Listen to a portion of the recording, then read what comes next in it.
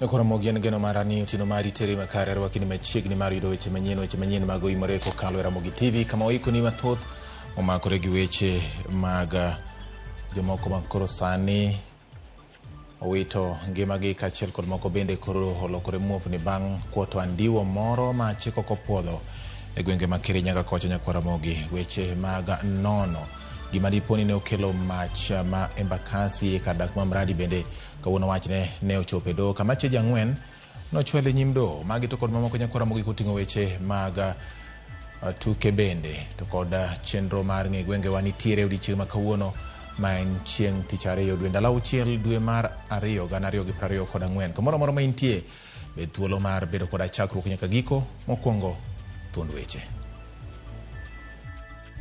Kuna mburadhangu wako hapa na amekunywa na haoni, macho imepotea.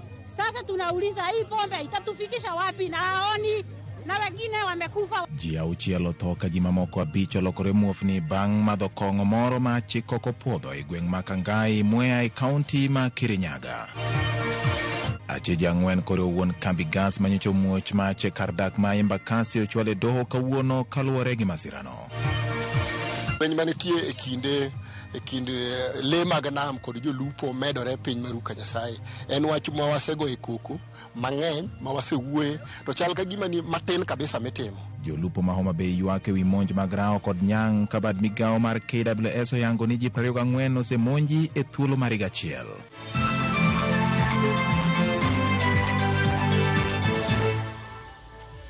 Machiegni nyakwa Ramogi bed thuolo mar loso koda e namba 360 kata bende Facebook mar Ramogi TV Kenya, YouTube kaachiel kod mbui mar X @Ramogi TV KE.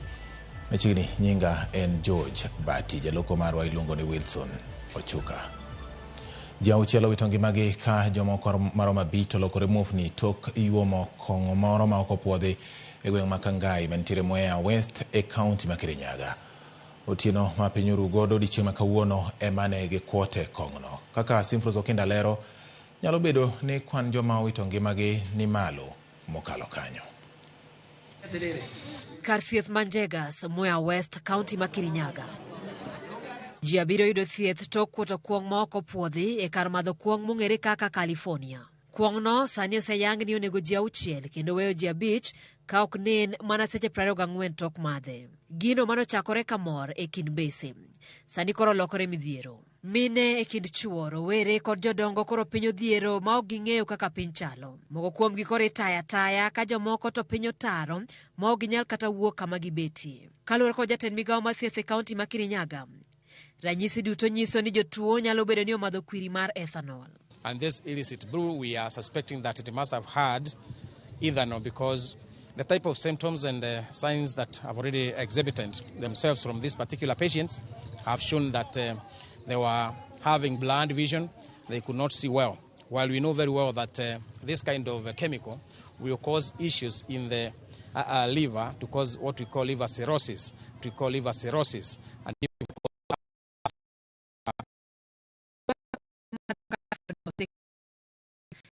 ruoth magweng'no kuom siko umo wuon kar mathno. Nyanya yangu alipoteza macho jana juu ya kukunywa pombe. Na wakati yule alikunywa pombe, sasa mimi nikapigiwa simu na brother yangu mdogo. Akaniambia nyanya yangu haoni. Tukuje tuchange pesa tumpeleke hospitali. Pombe kila saa pombe. Kuna mburadhangu wako hapa na amekunywa na haoni, macho imepotea. Sasa tunauliza hii pombe itatufikisha wapi? Huyo mtu kama atashikwe. After 2 days huyo mtu apatiane pesa na awachiliwe. Aende kichwa yetu. Lakini hata akituendea leo, watu watakuja kutupeleka sisi kwa kaburini. Jotendari te kaunti no ywak ni gisetemo kar romgi maneno ni wuon kar mathno omaki gino ma osegore Lwanda. Anajita California. Amekamatwa hana license, tulinyima yeye license. Kuna wakati mtu mwingine alikufa huko Kadogu na miaka 2 iliyopita bado kwa hiyo pombe, na tumejaribu kumsimamisha hiyo pombe lakini imekuwa na problem. Wakati niliingia hapa tumemkamata mara mingi, ameenda kotini na mara mingi kesi zinatupwa kutoka kotini. Kuna wakati pia tumemstaki kwa sababu ya operation ya bar bila license. Tukabeba pombe yake yote tukapeleka kotini. atapewa kotoda tumrudishie pombe yake. Nyakasani jauchiel osewito ngimagi tok jatuo moro wito ngimane kane rikithiedhe od thieth ma Kerugoya referral. Kwan ni nyalo medre kaluwore ni anyuola mathoth osego lipot ni pok yudo wedegi ma bende ne metho kanyo. Magi timre kinde ma jalup jatend piny Rigathi Gachagua kod min ode osebedo gi apedha mager matemo tieko midhiero mar kuong' ma ok opuodhi e gwenge ma Masawa. Simfrozo Kinda, Ramogi TV.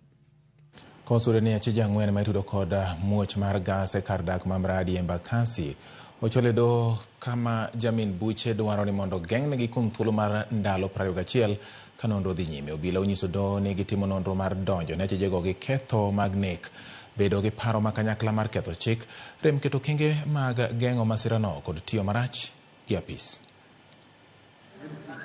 E doho ma Milimani, Nairobi, achije ang'wen kamoting'o Derek Kimathi, Joseph Makao, David Walunya Ong'are kaachiel kod Maria Mutete Kioko ne ochole do ka itudogi kod muoch mar gas mane okelo mach e kar dak ma Mradi ei Embakasi tich ang'wen mokalo. E kinde mar dieko burano, jomin wach mochung' ne piny owacho kwayo do mondo geng'ne achijego kuom ndalo 21 mondo chiw thuolo mar timo nonro manimba. E kwayo mare, apisa matayo nonro ewi masirano Isaac Tenai okoni gitimo nonro ne achijego mar donjonegi kod ketho mar nek, bedo gi paro makanyakla mar ketho chik, rem keto kenge mag geng'o masirano kod tiyo marach kod apis. There are a lot of debris around, and the process of processing is still ongoing. And there might be likelihood of recovering more bodies. Your Honor, beside the injured persons, there was also massive damage to property. Derek Kimathi mane osebedo ka pasore ni obila kuom ndalo 4 motelo ne chiwruok kende lwet obila e wuon kama masirano notimore, ma bende noweyo ji 6 kowito ngimagi kama moko 270 to noyudo hinyruok. Ji 3 mamoko mochwale do gin apisa mag telo mochung' ne rito alwora NEMA ma ikoni ne ochiwo lesen ne wuon ohalano e tok chik. Okinde mag achijego kata kamano nokwedo kwayo mar medo geng'onegi ka gikoni achijego ok nyal luchore mawuok e pacho ka. None of them is at flight risk. These are public officers with good jobs, I must say, and they are Kenyans. And if at all there is a suggestion that they might, the court can quickly make an order which we agree to, that they deposit their passports. Bang' do wacho ni achijego idhi geng'negi otieno mangima nyaka kiny, kama ibiro ng'adi wach ka oponi biro wegi rambun kata ibiro med geng'negi kaluwore kod kwayo mar jotim nonro. Ting' koro dong' lwet doho mar neno ni joma noyudo midhiero oyudo ratiro margi ka okenge bende imedo keti mar thiro masira makamano e kinde mabiro. George Bati, Ramogi TV. Ogai mar Azimio Raila Odinga koro dwaro mondo piny owacho ochule yo malong'o oganda manyicho oyudo lal gi hinyruok e masira mar muoch mar gas Embakasi. Odinga ne olemo oganda go e kar dak ma Embakasi East kama oseyo sirikal kuom keto nyawo e timo nonro mar masira mar muoch mar gasno. To kaka jafwambo mar Wairiko Wenga lero, gavana ma Nairobi Johnson Sakaja bende nogolo chik ni lor kuonde jaso gas kata kembe mag gas matayo chenro magi ataro mar chik. Ndalo 4 tok masira mar muoch gas e kar dak ma Mradi, oganda pod dhi nyime gi winjo rem kama gijote Embakasi Social Hall. Ogai mar Azimio Raila Odinga ne ochopo e alworani kama mach nomuochie hie. Haitakikani gesi iwekiwe mahali karibu na pale watu wanaishi. Haitakikani wewe mahali ambaye kuna ukuta pale, ukuta hapa namna hii. Alafu trucks wanaingia pale ndani, vile wamejenga wamebeba gas huko ndani. Hii ni kuhatarisha maisha ya watu ambao wanaishi hapa. Hii yote ni wii yote. Ni hatari sana, manake hii ni bomb. Odinga mane ochopo mar goyo mos ne jogo mane oyudo chiedh nade nosemo kalo sirikal kuom yule tich kar keto arita makare ne Uganda. Kuna viungo vya serikali ambao vimepewa jukumu ya kuhakikisha kwamba maisha ya binadamu imeangaliwa. Watu wengi wamelala kwa kazi, wamelala kazini, wanangorota na wananchi wako kwa hatari. Kwa hao wote natakana wachukuliwe hatua vikali. Wewe Governor Sakaja, wewe ndio unapeana leseni kwa biashara zote Kenya, kuanzia kwa mtu wa smoki mpaka kwa kampuni ya baba ile inatengeneza mitungi. Sasa leo utatuambia watu wako walikuwa wapi? Kama sio kila siku kungangana na watu wa smoki, kungangana watu ya mayai, kungangana na watu ya ndizi, kungangana na wananchi wakipiga starehe yao. Hiyo ndio kazi mlichagua Sakaja kufanya? Tafadhali tuwajibike kwa ile kazi ambayo tunafanya. ya si ndio? Hiyo kazi inafanyika usiku, gasi inaekwa, tunaangalia, tunaficha. Na wananchi, mimi nawaomba, tukiona kitu ambayo haendelei mzuri, tuwe tunasema. Gosodinga nochiwo kony mar omenda maromo milion 3 ne ogandago, kama bende nosema wang' piny owacho ni obiro kawo ting' mar jogo manoyudo hinyruok. Kila jamii hapa ipewe ridhaa laki 5, 500 kila jamii. Hiyo nitawezesha hao watu kwenda kuanza maisha mapya. Baba, hata mimi pamoja na wana Embakasi East tumepeleka mwenye hii kampuni kotini, na tena tukapeleka county kotini, na tena tukapeleka EPRA kotini. Tunataka wa compensate our ma victims wote. Kalore kod wach mar masira no, Senator ma Nairobi Edwin Sifuna noramo ni nyaka bede migepe mochung'ne teko bichope nyim kamiti mar Senate mar chiwo ler. Kama kweli huyu jamaa hakuwa na leseni, inawezekanaje kwamba EPRA wasijue, governor asijue, chief asijue, polisi wasijue? Haiwezekani. Tunataka wiki ijayo waje mbele ya bunge huyo bwana Kipto atuambie ni kwa nini alikubali mradi huu kuendelea wakati ambapo anahatarisha maisha ya wananchi. Kweth mar ODM no notimo limbe kama oganda maromo 47 mano hinyore sani jotie. Bende ne gichopo nyaka hospital ma Kenyatta kama oganda mamoko yude thieth. Magi timore seche ma gavana ma Nairobi Johnson Sakaja bende nogolo chik mondo lor kuonde pongo gas ma ok opwodhi duto e kaunti ma Nairobi. Kama kuna biashara kama hii inaendelea kwako na hujasema, wewe pia utajibu. Kote Nairobi we know where such operations should be. List imepatikana leo na zifunga zote ambazo ziko kwa maestri za watu. Zote zinafungwa leo. Eric Owenga, Ramogi TV, Nairobi. Jadolo Paul Mackenzie kachiel kod achije mamoko 29 nochwale do ma Malindi kama ne odonjnegi kod ketho 191 matudogi kod nek mag nyithinde bungu ma Shakahola. Nyim jang'ad bura Mugure Thande, Mackenzie gi Lange kata kamano ne okwedo kethogo magikoni kata maikoni ne gitimo e kindiga mar 2021 gi 2023 e bungu ma Shakahola e kaunti ma Kilifi. Achiel kuom achijego Evans Siria to ne okosomne kethogo kaluwore gi lipot mar laktar manoyango ni pache ok ler. Omiyo ne okomiye thuolo mar kwedo kata yie gi ketho nyaka chieng' yange ni ochango kendo koro pache ler. E sechego doho no bende ne ogolo chik ne apisaza marito jela mar mine ma Shimo Latewa mondo yiene achijego mondo liel wigi. Ma en bang' achijego e bwo okil margi chwalo ywakgi ni jaliedo koyiene mar donjo jela mar mine mondo mi olielgi. Do ne ong'ado ni achijego igeng'onegi e od ang'ech nyaka tarik 7 dwe manyien ma ibiro winje burano. The prosecution shall file and serve their submissions by 20th of February. All service is to be effected physically. I agree with the defense counsel that he cannot be expected to take instructions in the cells in court and needs adequate space and time to do so. However, it is administratively easier for counsel to travel to Shimo Latewa prison than for the 4 accused persons to be brought to Malindi and then taken back to Shimo Latewa. Accordingly, I direct that Mr. Moko visits his clients at Shimo Latewa prison to take instructions. The application for bond is deferred until after the ruling on the PO, highlighting of submissions on the 7th of March 2024. Riwruok mar Governors omedo golo ywak kod kwayo ne sirikal mamalo mondo mi odewo medo gi pok mar omenda. Governors pod ywak ni winjruok otamore e kindgi kod sirikal e wi pok mowinjo bed ni miyogi.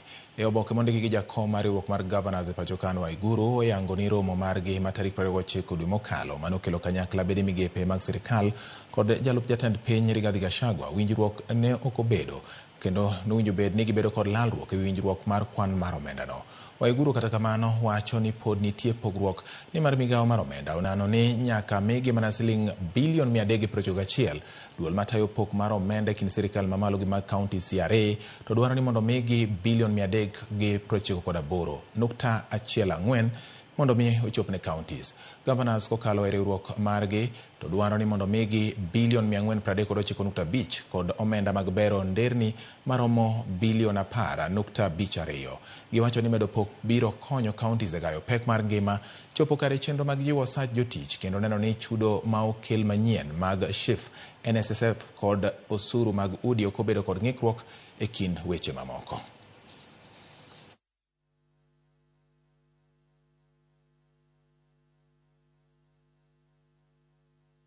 Komiti mar somo e riwruok mar gavanas okwayo migawo mar somo mondo mi ochung chenro manyien mar dwaro ni chulo omenda mag skul kata school fees kokalo e mbui mar e-citizen. Jakom komiti no Dr. Eric Mutai onyiso jatend migawo mar somo Ezekiel Machogu mondo ne ni chenro no chungi nyaka chop keto kenge maler ewi kaka owinjo bed ni itime. Owacho ni ne ok owinjore ne chak chenro no ka chenro mag somo e tam mar achiel osechakore.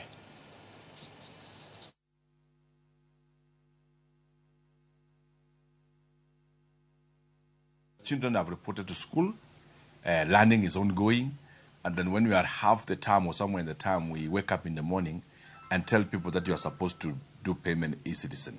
In as much as it's a good idea, but we ask the ministry to be a bit more organized so that they are not reactive and be able to provide information early enough so that our people will not be in doubt as to whether is there a fraud or is there something that is sinister behind it. What the Presidential Working Party report did was to mutilate the constitution of this country.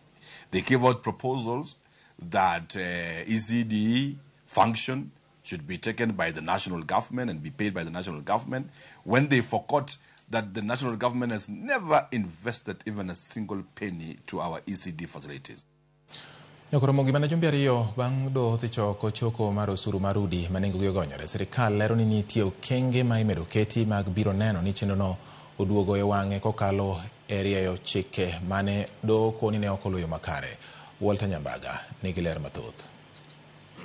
There would be those who would benefit and not everyone would benefit. Makaluwore kod kamiti mar od bura marango weche mag udi kod chenro mag boma mocho e kom kod ja od bura ma Emrwad Kiri Johana Ngieno moko ni gibiro cholo lipot mar paro mar chik mar udi manengo gi ogonyore ne od bura jumbe ariyo mabiro. It will be less than 2 weeks because it is as a question of dealing with the public participation bit, which I think will be complete, will be done by tomorrow. And then after that, of course, we'll present the bill now before the House, which I'm hoping the House will be recalled probably next week. And once that is done, we come and debate and the whole process will be complete. So what I believe is that after the passage of this particular bill in the House, what is remaining is for the presidential assent. Matimore kinde ma kamiti no lero ni weche ma jokenyo golo motegno e kinde ka pa jopiny gin kaka lope mag jopiny biro bedo mag ji giwegi e kaka jogo machamo sara kod jogo ma ok chul ibiro nywandie chenro no maonge kwede. Hiyo maoni yote tulisikiza na tunasema yote tutayatilia maanani tukifika kule bunge. That is why we were seeking the opinion of the National Land Commission on how this public land, of course, also there is a law that deals with conversion of land, both from public land to private land. Jopiny bende ni mondo suru no oket machal kod mano mar dhi retire NSSF mangato yudo pesa ne ponono oko yudo ot. There was even suggestion by many that why don't we make it the NSSF model so that in the event you don't get a house and you retire, you can still get back your contribution. So those are the issues we are going to debate. In our report, issues to do with ensuring that if you have contributed to the levy, you are able to get your money on retirement.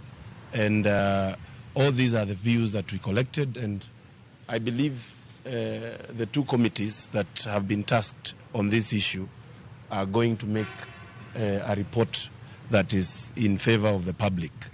Komiti no bende owuok mager kod Attorney General Justin Muturi kuom leo moko chopo mbele kamiti no kagise ni otaya pise kod tok buruodho. I am having a problem with the AG's office because they are the main advisor to the government on law-making process. And, I expect the AG's office, because this is a government bill, to have worked with the committee hand in hand for the last number of days. I want to call them upon and say they are actually dismally performing. If the AG is not available for a lawmaking meeting like this, then what else is he doing? And my understanding is that he's a principal advisor on legal matters to government. And so if he cannot avail himself to come and help us make this law, I doubt that he's needed in government. Whatever he's doing does not add value to this government at all. Gimene Justin Muturo serem chuto ne sirikal paro maleo. Makao kamano to sirikal owuon emo serem tiyo kod paro ma ochutne. The fact that some material are brought here which are not properly addressed, not signed by the Attorney General or his representative tells you why government continues to lose cases on bills in court, and the consequence is that taxpayers' money is lost. The Attorney General fails its function. So the President of the Republic of Kenya must look into his advisors. They have a problem whether they advise the President, but the President is refusing to listen to their advice. Walter Nyambaga, Ramogi TV. Duol mochune kedo gi mibadhi e pacho ka EACC yuago nok mar omenda kaka achiel kuom ohinga e kedo kod mibadhi thurka. Jatije mar EACC Twalim Barak dwaro mondo omed EACC omenda maromo $703 kaka yo mar konyo EACC tieko dhungruok mag buche mag mibadhi. Jakom EACC Bishop David Oginde bende dwaro ni od bura opwodh chike madhi konyo e tieko buche mag mibadhi e bwo thuolo machuok. Chris Owino nigi ler. Jatatije maduong' mar duol mochung'ne kedo gi mibadhi e pacho kae Twalim Barak onyiso luoro mare ni lweny mar kedo gi mibadhi nyalo koso nyago olemo ponono ni sirikal ok obugo agulu mar EACC. Barak yango ni mondo EACC onyagre motegno kod mibadhi motimo ndwoko e pacho kae, gidwaro medruok e pok mar omenda maromo $1,231,551,854. Barak ywak ni laru mar Integrity Center okosebedo kachopo dwach jopiny e muko sigingi mar mibadhi e sirikal mamalo kod sirikal mag counties kaluwore kod nok mar jotich kaachiel kod omenda. Yo mongirore mar tieko mibadhi kaluwore kod Twalim Barak en ndiko jolony manyien 600 kaka okinde, jotim nonro, sorovea kaachiel kod jolony mag goyo kwan omenda. Kaluwore kod Barak, okang' ma kamano dhi goyo jek chenro maggi mag tieko dhugruok e buche mag mibadhi masanewa e laru mar Integrity Center kod lok tich mamoko mag EACC e pacho kae mangima. Mochung' kar kendgi kaka EACC, Peace Jomin Wach, bad migawo mar doho kaachiel kod apis Auditor General bende dhi konyo e miko sigingi mar mibadhi. E korka kore, jakom EACC Dr. David Oginde omiyo jood bura ting' mar loso chike duto madwarore e kedo gi mibadhi. Dr. Oginde ojiwo jood bura mondo puodh paro mar chik mar miyo arita malong'o joful maling'ling' e wi weche mag mibadhi. E okenge mar neno ni buche mag mibadhi otiek winjo e bwo ndalo machuok, Oginde dwaro mondo od bura otim lokruok ne chike mar kedo gi mibadhi mar keto thuolo ma buche mag mibadhi onego winj kod ng'ado. Buche mag mibadhi osebedo ka kawo thuolo malach, gino ma osekelo ng'ur kowuok kuom jopiny. Ranyisi makende en bura mar mibadhi mar Anglo Leasing mane okawo higni mohewo 10 mondo ong'ad buche. Chris Owino, Ramogi TV, Nairobi. Erokamano nyako Ramogi kuom kete Ramogi TV kendo yiero Ramogi TV kachiel mami weche manyien achiel kachiel kendo namba achiel e choponi kamoro amora ma intiere ma wachopo e gikindeni yina mondo akaw yweyo mokwongo nyako Ramogi kod moko kuom ote ma ondiko ma unyisa godo kaka piny chalo. Eric Odemo kantiere chungi ka Nyamkago wacho ni bati waneni kantiere kod dinge jafuel ma ego Mackenzie to wachne litna mane gima notimo litne Demo. Erokamano Eric Odemo. Kaso kameno no ka Jackton Odolwa Odando Udimbo Nyamonye wacho ni antiere Kenya ka aol kode sana pogna mara mondo adhi amany kama nyalo dhi jotie nikech anto kama koro chopeni okora nyalo mana bedo kian.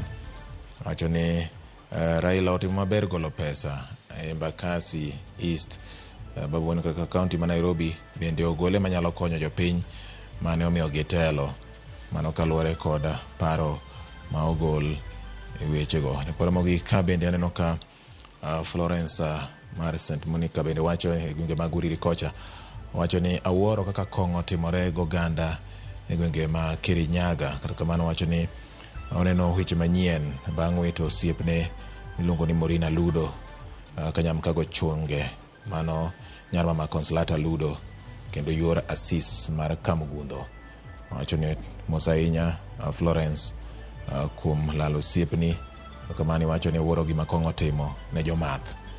Aya, nyakora mogi bende kwasuro kaneno ka wacho ni Kong'o nyalo ketho dimano japuonje Vansagaya ema wacho kamano. Okay, kaendi baneno kama makamu wuoyo kokone en wacho ni this government mar Kenya kwanza weketho devolution gimi governors pesa yo makare mondo tim godo dongruok. Mane gima ne oganda jo Kenya okedo negi kaso Joshua Dho Soja wacho ne maber gin gimin Joy ina Moso Lang'ata kacha ndero kama na inya tinga wunyore ato bene nena kachiel koda engineer Obura Woodrongo. Erokamano bende iluongo ni Shemotho bende wacho ni mor ahinya kaka weche dhi nyime yo makare kendo wacho ni chwal ne winjo wach ni I'm following closely but chwalo omenda mathoth ne counties magwa. Wacho ni chwalo omenda mathoth ne counties magwa ok bi konyo ka gavana gi jopiny ok owuok oko mar kwero mibadhi. Nyaka jipuonjre tiyo gi matin manitie yo makare kama mondo dongruok obed makare. Nyakora mogi yiena mondo kaw yweyo parni pod yoro na ote magi kendo abro medo lidhogi kaka sa medo soro gi kinde ni to wadhi e yweyo madundo ka wadugo pod wan gi mathoth weche manyien mag OIMORE kik idhi mabor.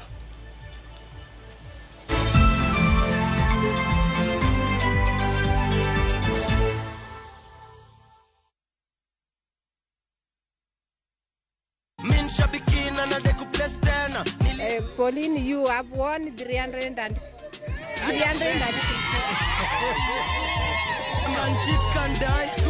Majina naitwa Pauline Piero Wawira Njage, ishi hapa Mlolongo phase 3. Sasa niliamini wakati nilipigiwa simu na hiyo namba walikuwa wamesema ya customer service. Tutakaa chini na mzee tupangane juu tulikuwa tumeweka 2024 resolutions. Sijatosheka, nitaendelea, nataka sasa hiyo 5M. Bonuses nazo ni no. Kuanzia 12, 13 and 14 correct predictions. Unacheza na 99 bob tu. Chukua simu yako www.shabiki.com. Fungua jackpots, click on super jackpots. Chambua game zako safi, review bit slip yako, ukiona iko sawa, place bet. Alafu sasa unategea games zichezwe. Shabiki super jackpot, ni time yako. Mina dai wote twenda hivi. Not for persons under the age of 18. Shabiki.com is authorized and regulated by BCLB license number 587.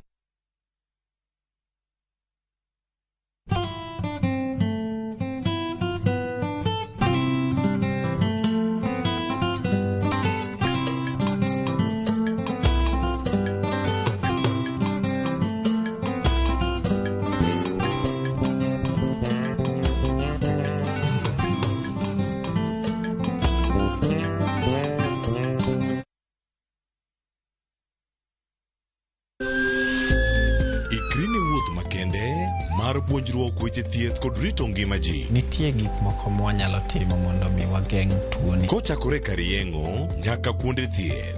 Muony yath moro amora kapok daktari opuodho. Wabiro wuoyo gi ji e yo mabiro mulo chunyi kendo miyo pachi yawre. Awuoyo about cerebral palsy. Anyalo nyiso jonyuol mamoko ni gimbe kik giluor. Ng'eyo en teko. To kodok korka ngima mar del, bedo gi ng'eyo nyalo kelo lokruok maduong'. Wach chanjo ma jomadongo ng'eny ji ok dhi nikech ng'eny ji kia. Bende wariwo jowinjo wa e mbaka madhi nyime kokalo kuom nonro matimore e lela. Nitie program moro mabiro miluongo ni penj laktar. Ober ahinya nikech opuonjo gik mang'eny. Koda ka tudruok e yor mbui. Riwri kod Ruth Otieno e penj laktar. Wuok tich nyaka tich abich saa 12 odhiambo mana Ramogi TV.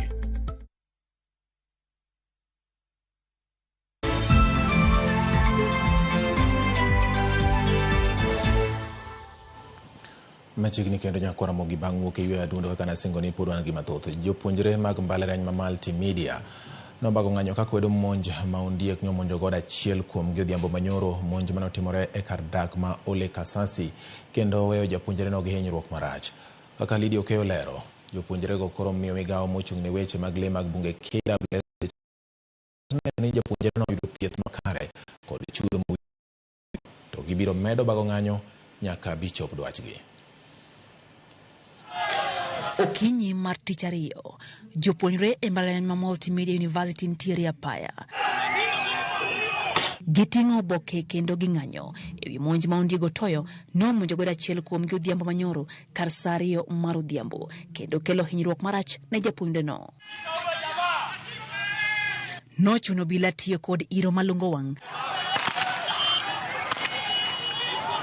mar keyo jopuonjrego mane opong' kod mahu mager. We are fighting for our rights. We are fighting for our rights. The police using this live bullet is very harmful for the comrades. Japuonjno manyinge Kevin Mwenda matiegore weche midusa e hike mar 2 nomonje gi ondiegno e kinde mane owuok e klas ka odhi e kar jot mare man Rongai.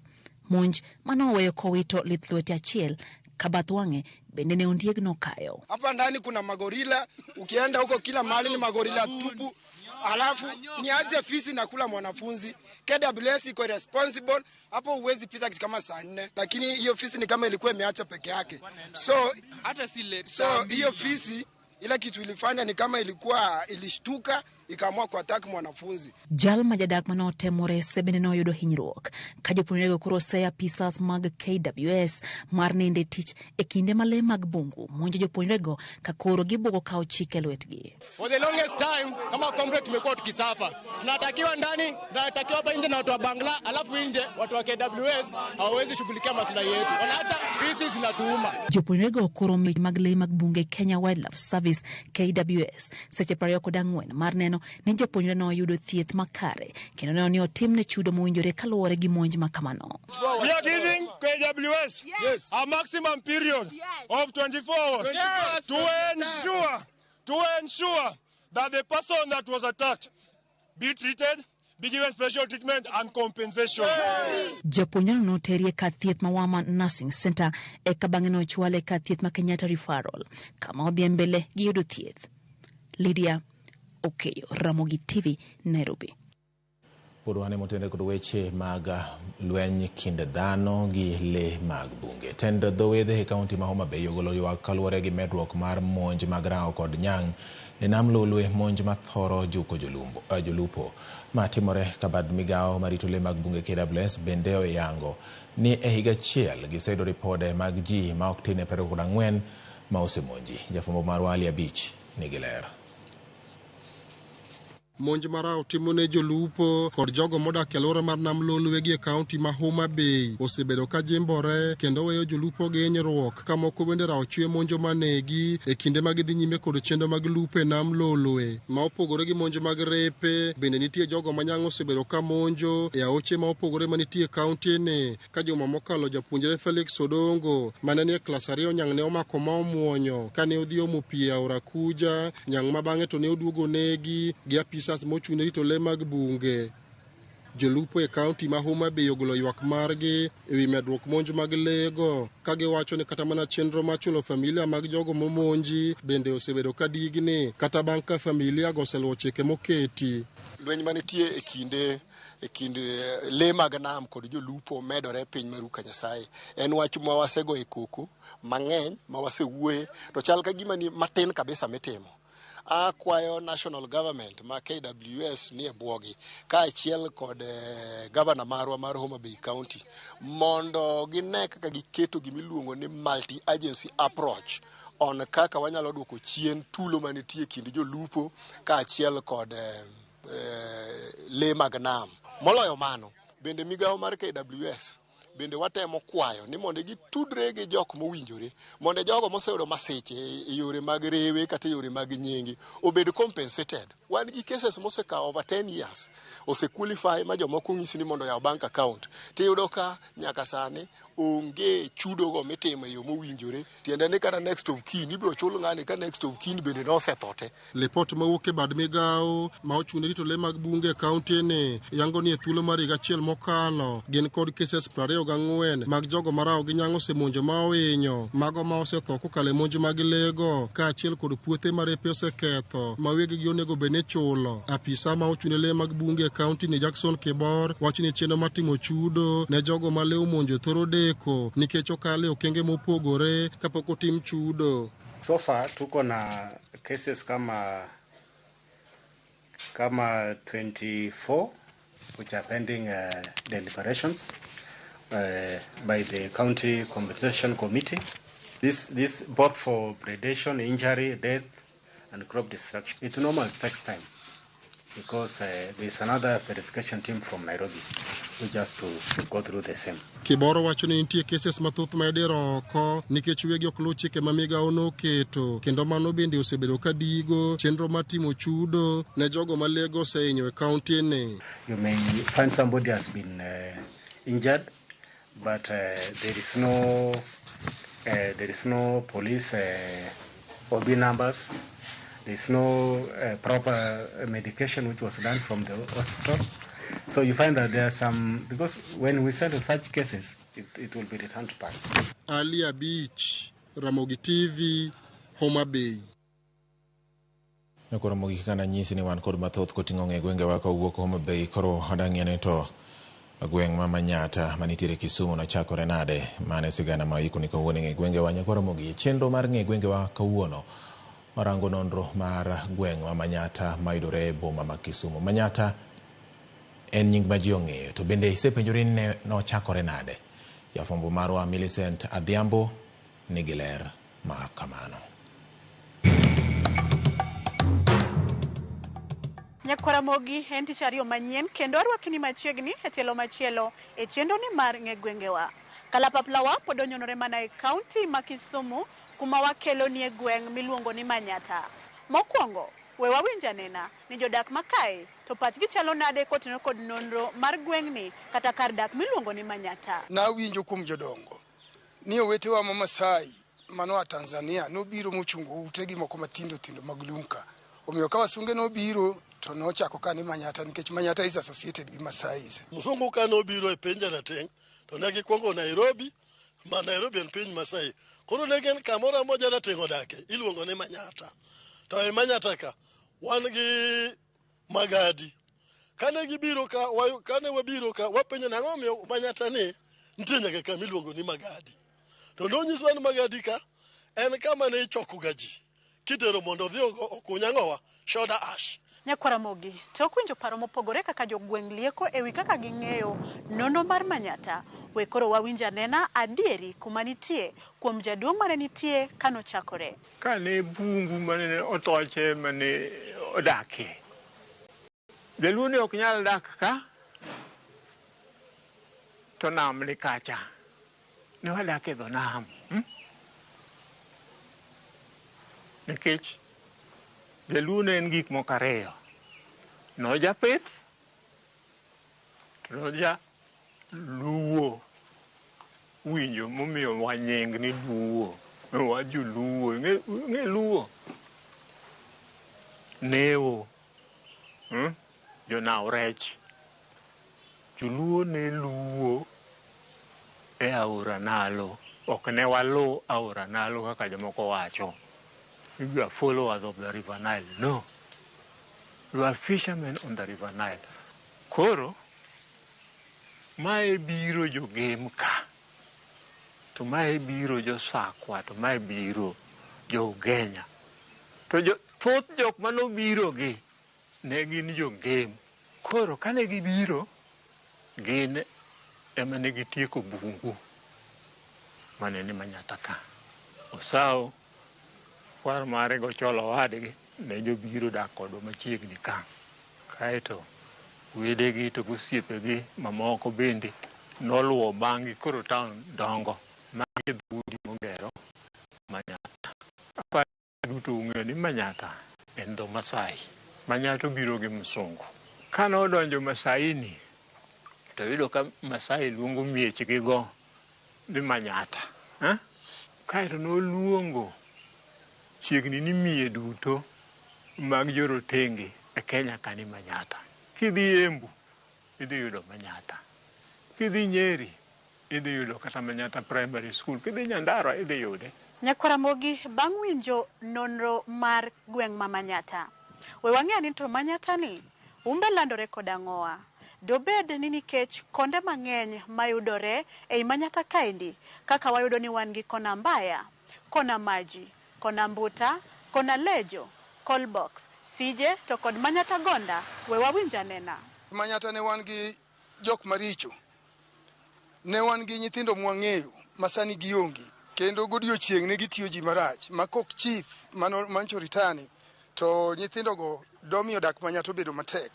Kona mbaya mana kaka isewinje no humbe ne norach, accident ne timore kendo nyithindogo ne mecho godiochieng' ma ok ni nya oro nyathi e duka matin gi pesa moduog gi gimiore ot ni kawo. Ka waduogo kona mbuta to ang' awache history matin. Mirach mar mbuta ni nonyiswa ni msungu nokele na mlolwe ka early 60s to joluo nok cham mbuta.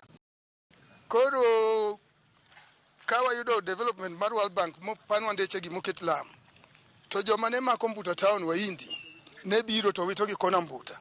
Koro wan wadhi neno gi kawa dongo rech madongo moinga kaka borni to nok wachamgi. To owete ariyo moko ne ni kona mbuta kanyo luongo no Wino go Nyango.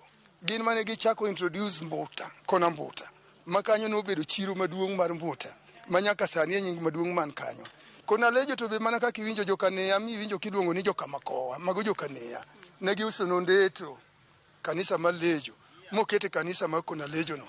Mane nying maduong' modong' kacha manyaka kawuono iluongo nang'o? Kona lejo. Gima fani gi Manyatta ne. En jomodhier kabisa mogik e yude ng'e udi mane toka gi.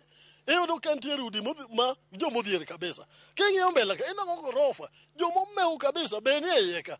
To ji ariyogi odak gi kwe maonge ng'ata ng'ata ma otuomre gi wadgi. Ni an eri kaka ng'amodhier anyada gi ng'amomeu.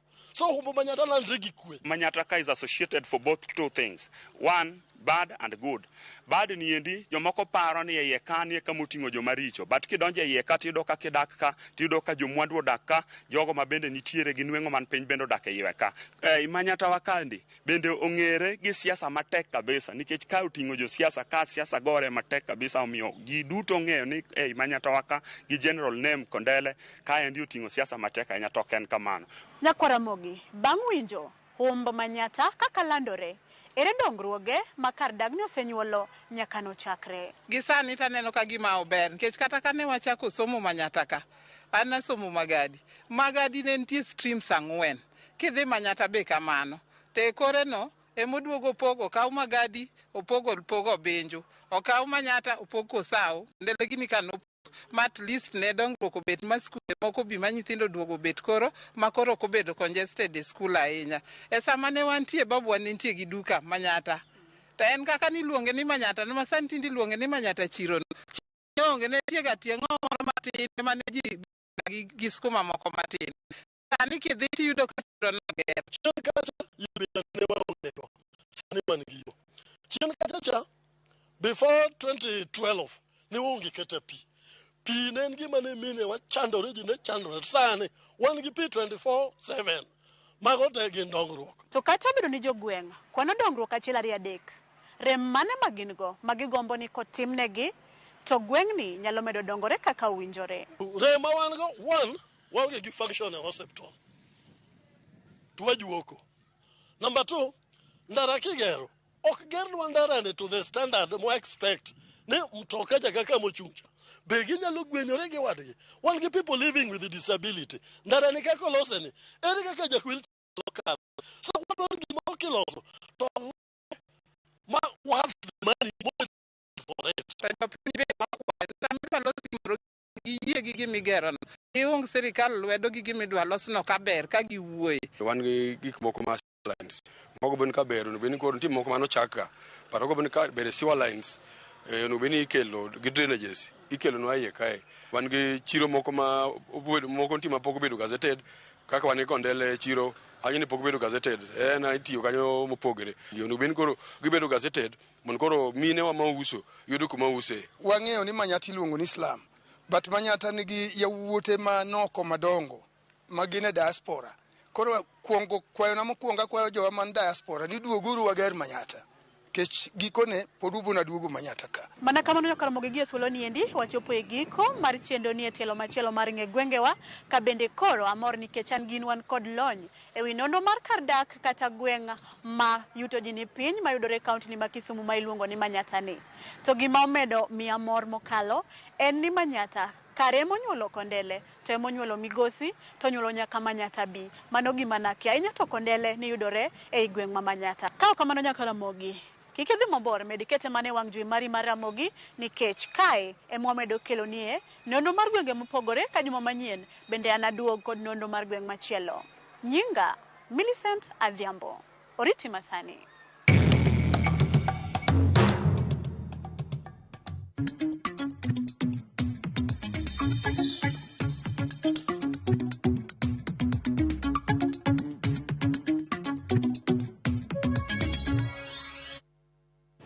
Ramogi koro in gi ng'eyo kaka Manyata ne ochakore kowere kod ma otende gi weche Manyata nyako Ramogi ng'imo otende gi weche mag ohala. Piny Ukraine kod Kenya chano bero ng'iyo margi matut e yor yudo kony mag masinde manyasani mabiro bero thuolo mag pur pacho kendo dhi jiwo nya mar chiemo ma kaluwore kod kweth jood bura mag Ukraine molimo Kenya kendo bedo gi twak kod jodito mag sirikal mag kata sirikal migepe mopogore opogore boma ma Nairobi kotelnegi kod Anastasia Kapranova gimedo ni Kenya osechung' kodgi motegno e kinde lweny mantie kindgi kod piny mar Russia.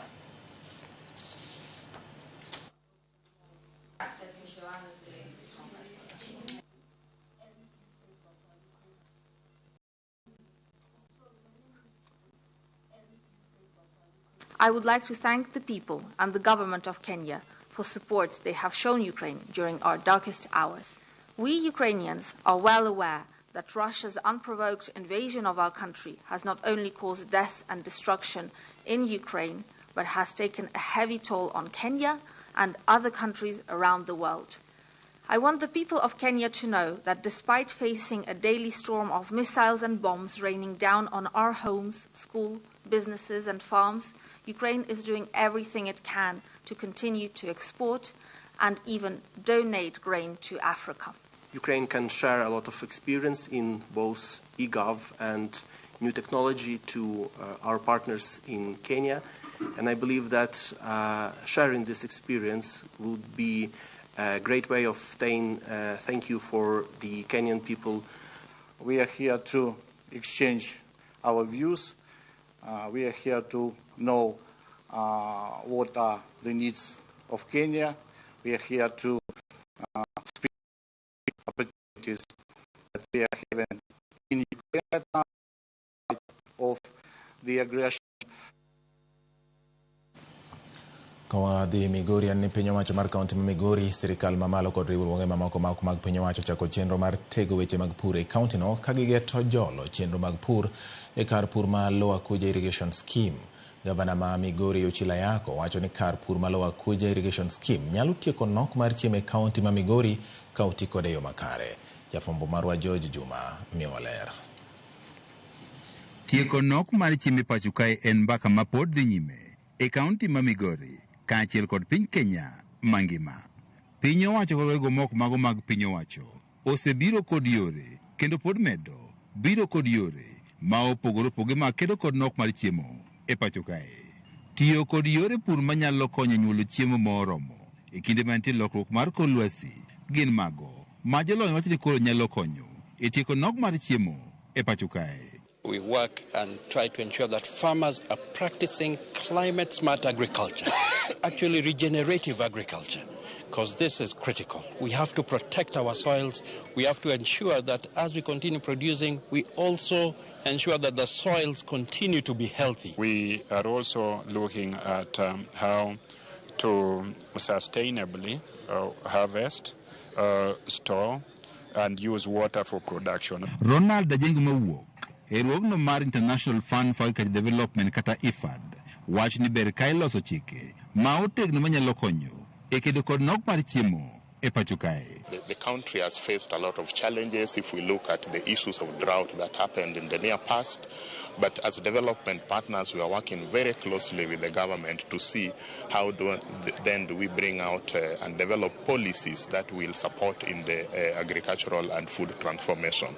Piny owacho mar kaunti ma Migori kautenre kirwogno mar Food Agriculture Organization kata FAO kod mano mar International Fund for Agriculture Development IFAD dhi nyime kod keto kenge kaunti ma Migori mar tieko nok mar chiemo. Food insecurity has been a national shame in Kenya, and we are under instructions by the President to ensure that this issue is sorted once and for all.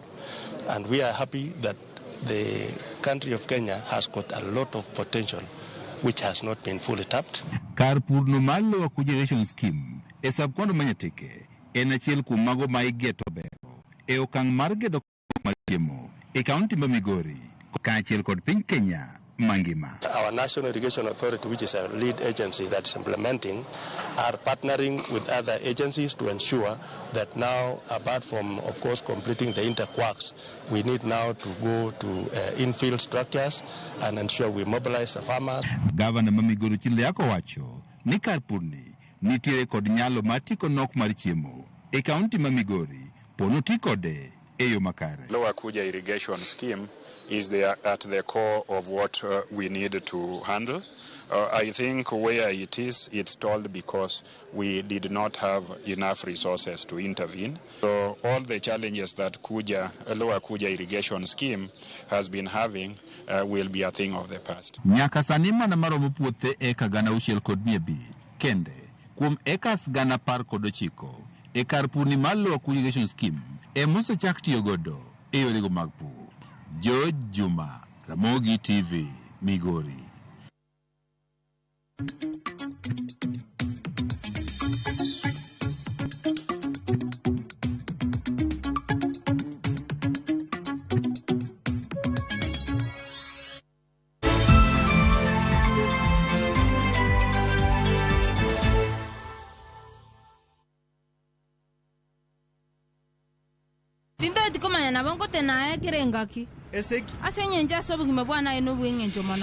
It's a love story like no other, where jealousy and pretense are obvious between Pragya and Suresh. We bring you Kumkum Bhagya in Kisii. Wow.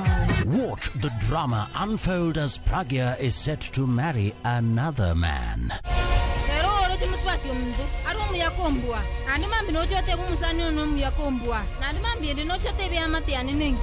Watch this beautiful love story of Kumkum Bhagya in Kisii, only on Viusasa.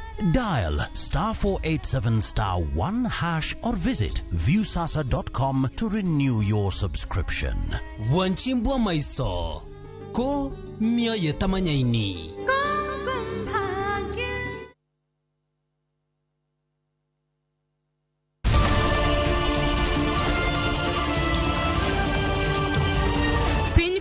Torugi mage. Weche manyien. To chuny mbaka en nyiero, ywak kod muodo lak. Matwak kod duond jopiny. Nyakora Ramogi jog machiegni neno weche manyien. Ma en rupiny kod mbaka oromo e Ramogi TV.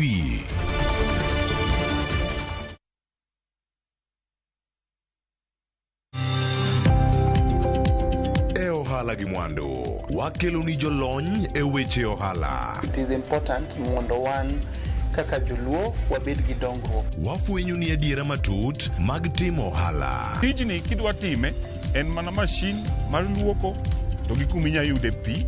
Wawuoyo e wi yore makare mag timo ohala. Kisechopo level mabedo brand, ono beni gimoro amora mitimo en gima timo ang'o makelo pesa. Wakonyi dongo handi ka wami yore mag kano mwandu. Investment group kawache mana gi nyinge no en choko pesa kasto ikete kamoro kasto golo nyinyo. Mabiro konyi e kinde mabiro. Omiyo wakwayo ni ji duto ket pesa gi e savings mondo wapuonji kaka gibiro tiyo godo. Riwri kodwa chieng' tich ang'wen saa 1:45 otieno. Mana e Ramogi TV.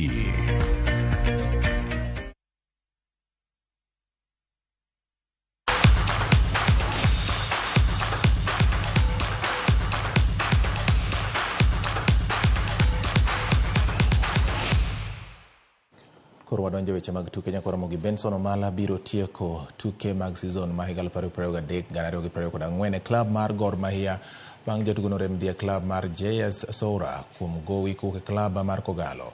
Chochni mag obok jatugo no nyobedo to klab mar JS Soura lero ni klab mar Gor Mahia gi jatugo no nyore mcholo bok mage e wang' saa. Gino momiyo ne gikawo jatugo machielo.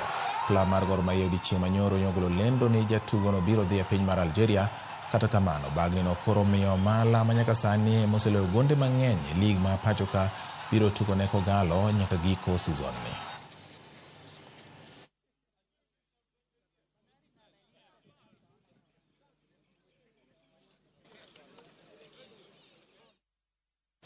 Bang' keto koke orak gi klab mar Arko Testagoa ma gin joloch e tuke mag adhula maduong' mar piny mar Poland, Eric Marcelo Uma oseyudo thuolo mar chako ngima e pinyno ka en kod geno ni rang'iny mar tugo mare biro idho malo. Marcelo lero ni oyie mar donjo e klabno nikech singo man klabno ne godo mar nyiewo jotugo mamoko mawuok e pinje mag Afrika. They have a team that they are building, so they want to take more African players. So nikawambia the best way to invest is to go back to Kenya and see that, because there are many talents in Kenya, na wakasema ni sawa, they will go and check everything there. So ni watu wenye wanajua what they want in the next few years. Yeah.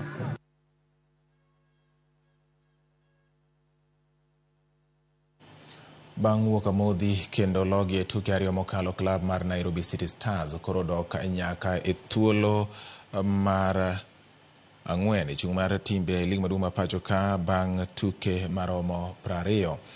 City Stars nigi points 34 maromre gi klab mar Bandari momako thuolo mar 3 point achiel, tok Posta Rangers mantiere thuolo mar 2. Klab mar City Stars nowuok amodhi mar 0-0 gi klab mar Shabana momako thuolo mar 2 kowuok chien. E tugono mabende bagi alap ma Machakos tulo nowuok kendo chung tugo e dakika mar 66 ka jotugo ariyo kata jotugo ariyo koni gi koni noyudo kadi makwar. Kata kamano, kocha ariyo mag klepego nomor gi point achiel ka Shabana nyaka ti matek mondo mi giwuogi e thuolo magimako manyalo miyo gidog e lum.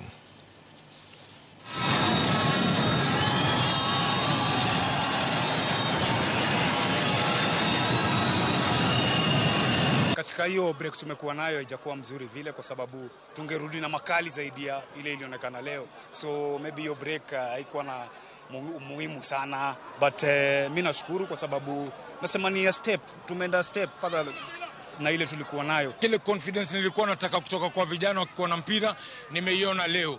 Then naweza sema tumecheza mpira nzuri sana, manake hatukuwa pia tunapoteza mpira virahisi. Hiyo ni first half. Priska Chebet, Rishi Dodia, Florence Karimi kod Alpha Wamaidha ne jobedo joloch e tielo mokwongo mag tuke ma idendo ni KCB East Africa Golf Tour mano bagi kod bengi mar KCB alap ma Mombasa Golf Club. Jotugo ang'wen go ne obedo joloch bang' choko points 123 ka thuolo mar 2 ne okaw kod jotugo James Gitonga, Elijah Ibua, Gabriel Gakuo kod Peter Karanja mane duto ochoko points 112. Achiel kuom director e bengi mar KCB John Okulo Koni Wang'ni gibiro bedo kod tielo 24 mag tukego kipimo kod higa mokalo mane gibago tielo 18 e pacho ka Wang'ni bende gigeto jotugo mohao 4,000 e tukegi michan tieki giko higani. Tielo mar 2 mar tukego biro timore alap ma Eldoret Golf Club tarik 17 mar dweni. We intend to interact with over 3,000 golfers and 1,000 junior golfers through the clinics that will run concurrently. And the series will culminate in a grand finale in December, where the top teams from each leg will meet to crown the overall winners, who will go on to play at the 2025 Magical Kenya Ladies Open Pro-Am event at the PGA Baobab Golf Course in Vipingo. Bang' tuke dhong' motisi ni Novices Boxing Championship, Nairobi nobedo joloch bang' yudo points 24 e tukego manobagi Green Park Hall medore kar yweyo ma Uhuru Park bure Nairobi. Tim mar Nairobi nochwalo jotugo 10 e finals ka jotukgi 6 noyudo loch e kidienje mopogore opogore. Tim mar Prisons notieko e thuolo mar 2 gi points 15 bang' yudo loch e kidienje 3. Tim mar Kisumu mane yudo loch e kidienje 1 e final notieko e thuolo mar 3 gi points 8. Tim mar Nakuru gi Homa Bay notieko e thuolo mar 5 mokwongo. Timbe 19 noyuoro e tukego manoyweyo jotugo mag adhong' maromo 178 ma bende notugo e kidienje 15 mag yawuoyi kod wageni.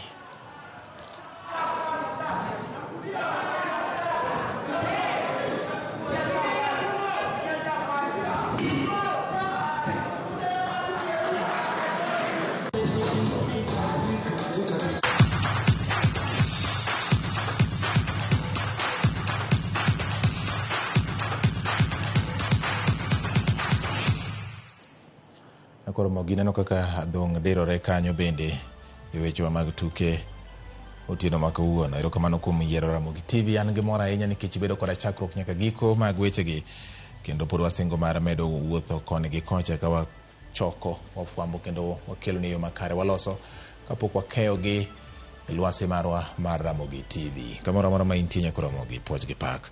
Oya kawo yote mokari adek kapok awuok ma Owino Janabi kantiro yani Masayo wachono tek manade isayo gwang' to isayo gweno. Jomath be ikwero madho kong'o ma ok opuodhi to gidino itgi, koro miyo samoro ang' ne girom mana gi mako lwer. Nikodemo kaya chungero kamana inya Peter Ulo Imbo Majimbo wacho ni winjo makare. Erokamano Janabi chokuduo kaendi gi yote no anno ka gidwa luore kamano. Kaendi bana neno ka joma ndiko na oting'o Pastor Komborwa wacho ni nena yo makare kade mong'er aworo kaka Manyata nochakore. Millicent Obie Migori koni bendo miwa wach mok gwenge mamoko kaka nochakore mondo wawinjie kamoting'o chiwo ranyisi ka pinyo yie masuna kocha. Okay, gimane pinyo yie ne. Okay, aneno ka Kevin Omondi Mariala Township bendo wacho ni Ramogi ler ahinya kendo mor ahinya. To Lela wacho ni amor gi Ramogi kendo OIMORE ma waneno ka gi jaode iluongo ni Helen kendo wacho ni timo mos ne jogo ma owito jogi bang' kuoto andiwo. Kata kamano ji obed motang' e kuoto andiwo. Samochiel kaenti Robert Center bende kono nena yo makare kendo mor gi weche manyien mag Ramogi. Chieng' japap nyadiel patino Ramogi TV maler ahinya. An kong'o maloko mana ji muofu ni yawa en kong'o mawang'e be en kong'o mawang'eyo chakoso mane kako penjo. Okay, mano penjo mare. An bende an gi penjo ni to en kong'o machal nade, olose kang'o ma joma madhe lokore mana muofni. To ahinya ni madho kong'o moko puodhi kata mer kitiyo gi gima ok ing'e kore katache samoro nyalo miyo ibed e midhiero machal kod mano. Joram Owiyo Gawo Mawuda Ero wacho ni George Kenya ni chal ni ruoth dwa bane orumo piny ru mana gi mage. Weche manyien kiyudo ma gaso wuok, kiyudo ma gimachielo wuok, kiyudo ma gimachielo wuok, koro wan wawuoro. Jok ma ne madho kong'o koro madho gi. Mar ariyo polisi oae walo gi weche wacho ni shida ng'eny. Onyango William kanitiere gwenge mag Thimlich Oinga wacho ni polisi oae walo gi walo okeni gi walo nang'o. Erokamano nyaka Ramogi. Mano bende makelo e giko mar weche manyien otieno ni. Kiny bende en odiochieng' machielo ma ok watimo kawuono, watimo kiny nyaka Ramogi. Kikete Ramogi TV kinde ka kinde ibedo gi ng'eyo kuom gik matimore e alwora mari kod gwenge mabende ogombagi kama intie. Ka ok kamano to we ami puoch gi pak jofwambo magwa manocherore e kor gwenge mopogore opogore mochoko wechegi kendo kelo gi yo makare ma yudo ng'eyo kuom gik motimore odiochieng' mangima. In bende mikawo thuolo mari puoch gi pak. Jogo mosiro weche manyien kuwuok e odo mar weche manyien tendwa Jay Bonyo, Jay Lieta, Ken Muga achiel kod reporters magwa kuonde duto magintie. Iye ka bende an koda Lindsay Simani ma bende oseneno ni weche gi ochopo e yo makare chiel kachiel weche manyien mag OIMORE. Anesto wuod Nam Chumbi bende omako kendo omenyo wang'a gi picha ka yo makare omiyo abiro ni kanyilni maonge kod ng'ikruok moro amora. Wilson Ochuka obedo jaloko mara chakruok nyaka giko. An iluonga ni George Bati Daddy Cool wuod Tsunami oriti masani.